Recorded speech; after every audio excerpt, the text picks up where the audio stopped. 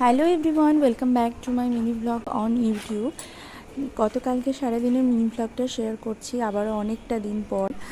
তো সকালবেলা ঠিক বলা ভুল, খুব ভোর ভোর আজকে তাড়াতাড়ি করে স্নানটা করে নিয়েছি। আর এই যে আগে এসে ঠাকুর ঘরে ঠাকুরকে পুজো দিয়ে নিলাম, কারণ স্কুল আছে, মেয়ের স্কুল যাওয়ার জন্য রেডি হব, তার জন্য আগে স্নান তারপর পুজোটা সেরে নিলাম। তারপরে এই যে মেয়ের টিফিন প্যাক করে তারপর বেরিয়ে পড়লাম মেয়েকে নিয়ে স্কুল যাওয়ার জন্য। আর এই কদিন থেকেই না বৃষ্টি হচ্ছে, সেই জন্য রাস্তাঘাট একদম ভিজে আর মেঘলা ওয়েদার, মানে সেরম বৃষ্টি হচ্ছে না কিন্তু মাঝে মধ্যেই বৃষ্টি হচ্ছে। আর আমার মেয়ে দেখো বদমাশি করছে, এই বলতে বলতে চলে আসলাম স্কুল।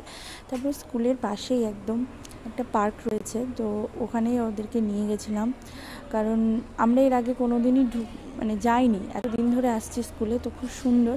তো সেখানে গেলাম, তারপরে সবাই মিলে এই যে আমরা যে বান্ধবীগুলো একসঙ্গে বসে তারপরে ওখানে বসে আড্ডা দিচ্ছিলাম, তারপরে একটু খাওয়া দাওয়া করে নিলাম।